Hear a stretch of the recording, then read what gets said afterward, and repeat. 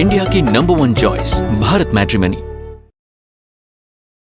यो ददाति सतां शंभुः कैवल्यमपि दुर्लभम खलानां दंडकृत्यौसौ शंकरः शं तनोतु में। शिव जिनकी महिमा को अपरंपार बताया गया है, आज यहाँ खासतौर से इस विशाल शिवलिंग के समक्ष खड़े होकर, वो भी पंडित प्रदीप मिश्रा के साथ खड़े होकर, ये भावनाएं बिल्कुल उन्हीं शब्दों के साथ आत्मा भी उतर रही हैं। ये जो कुबेरेश्वर धाम हम यहाँ और यहाँ की जो भव्यता देख रहे हैं, खासतौर से ये शिवरात्रि के समय आपसे मुलाकात हो रही है और इतनी सारी भीड़, ये तो मतलब कमाल अद्भुत का दृश्य है। ये इस संदर्भ में आपके अंदर क्या अनुभूति आती है? देखिए, बाबा देवादिदेव महादेव की पवित्र धरा है कुबेरेश्वर धाम, जिसको मेरी बहनें जितनी भी माता हैं वो इसको मायका मानते हैं, क्योंकि ये 12 ज्योतिर्लिंग का मध्य बिंदु। हाँ, ये मैं सुन रहा था, 12 ज्योतिर्लिंगों का मध्य बिंदु। ये कैसे तय होता है? यहाँ से आप गूगल पर अगर कोई भी ज्योतिर्लिंग को निकालेंगे तो वहाँ एक पॉइंट बढ़ा हुआ है। 80 है तो 81 आएगा, 70 है तो 71 आएगा। एक पॉइंट बढ़कर ही बाबा का स्थान है। मतलब एक पॉइंट के संदर्भ में, जैसे आप काशी जा रहे हैं, हाँ। तो काशी आपका यदि यहाँ से आगे निकलेंगे तो वो 180 हो गया, पर यहाँ खड़े होकर देखेंगे तो 181 ही पे आएगा। उसी तरह किलोमीटर पे कह रहे हैं? किलोमीटर से मतलब जो भी किलोमीटर होंगे वो यहाँ से 1 किलोमीटर ज्यादा नहीं, तो आप मान लीजिए इसको आप रेफरेंस पॉइंट मानते हैं। बिल्कुल, सुनिए, और यहाँ से आप किसी जगह की दूरी नाप 12 ज्योतिर्लिंग 12 ज्योतिर्लिंगों की, तो सब जगह की दूरी एक जैसी आती है क्या? नहीं, एक जैसी नहीं आएगी, एक पॉइंट बढ़कर आएगी। मतलब यहाँ पर खड़े हो गए तो 70 है तो 71 आएगा, एक पॉइंट बढ़ जाएगा। मतलब यहाँ आने के बाद व्यक्ति उन्नति की ओर बढ़ जाता है, इसलिए इसको मध्य बिंदु। क्या हाइट की वजह से कह रहे हैं? हाइट की वजह से हाँ। यहाँ किलोमीटर से, मतलब जैसे उज्जैन है 150 किलोमीटर है, पर यहाँ खड़े होंगे तो वो 151 कहलाएगा। ओमकारेश्वर जैसे 180 है तो वो 181 कहलाएगा। ऐसा इसलिए तो नहीं है कि किसी भी जगह का जो स्थानक जहाँ से मानते हैं उसके मुकाबले ये जगह 1 किलोमीटर, मतलब सीहोर का जो मुख्य बिंदु होगा जहाँ से नापा जाता हो, उससे ये 1 किलोमीटर और ज्यादा हो। मतलब मध्य बिंदु हम लोग इसको मानते हैं 12 ज्योतिर्लिंग। यहाँ सब बढ़कर ही चलता है बाबा के नाम। ये अभी भी रैशनली पूरे तौर पे मैं नहीं समझ पाया, लेकिन पंडित प्रदीप मिश्रा कह रहे हैं कि यहाँ से जब आप दूरी देखेंगे तो सीहोर से अगर काशी विश्वनाथ मंदिर की दूरी 1 किलोमीटर दिखाई देती है, तो उसके मुकाबले अगर आप कुबेरेश्वर से देखेंगे तो 1 किलोमीटर ज्यादा दिखाई देगी। यहाँ शून्य नहीं आता, यहाँ पर जो भी पॉइंट आएगा वो बढ़कर आएगा, एक पॉइंट। यहाँ शून्य पर हम लोग नहीं खड़े। कुल मिलाकर कहने का तात्पर्य ये है कि जीवन को शून्य से, उसकी रिक्तता से अगर बचाना है और पूर्णता का भाव लाना है तो उसके लिए कुबेरेश्वर बाबा का धाम। तो आपको ये प्रेरणा कैसे? क्योंकि हम ये जानते हैं कि आप सामान्य परिवार से आते हैं, शिक्षक के तौर पर आपने जीवन की शुरुआत की, और दूसरा एक और कौतूहल मैं देखता हूँ, शिव के जितने उपासक होते हैं वो त्रिपुंड भस्म का ऐसे लगाते हैं, मैं देख रहा हूँ ऊर्ध्वपुंड लगा हुआ है। देखिए, गुरु परंपरा में हम श्रीमद् वल्लभाचार्य जी के द्वारा दीक्षित, उन्हीं के हमारे जो गुरुजी हैं श्री विठलेश राय काका जी महाराज, उनके द्वारा दीक्षित हैं।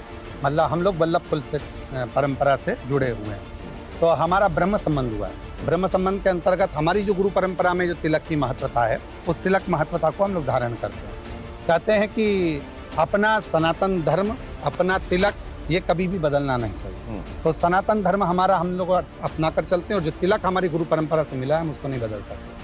और मूलता है शिव धाम की महत्वता। तो शिव धाम में तो शिव भक्तों का आना, ये तिलक के माध्यम से हम नहीं कहेंगे, हम तो इतना कहेंगे कि आप जिस भी देवी देवता का भजन करें, मूलतः उसके प्रति विश्वास को जागृत रखें। अगर विश्वास नहीं है तो फिर आपके पास में भगवान कभी प्राप्त नहीं हो सकता। विश्वास ही वो आधार है जिस पर अध्यात्म और धर्म की इमारत मजबूत होती है। लेकिन अब एक और बात मैं समझना चाहता हूँ, महाशिवरात्रि का मौका, शिव पंडित प्रदीप मिश्रा के लिए, क्योंकि आप शास्त्रवेत्ता भी हैं, आप सामान्य नागरिक के तौर पर आपने जीवन भी शुरू किया होगा, आपके लिए शिव क्या है? आपके लिए शिव, जैसा कहा जाता है कि जनरेटर, ऑपरेटर, डिस्ट्रॉयर में से डिस्ट्रॉयर शिव को उस श्रेणी में रखा जाता है, तो वो सृष्टि के संहारक हैं, वो सृष्टि के पालने वाले हैं।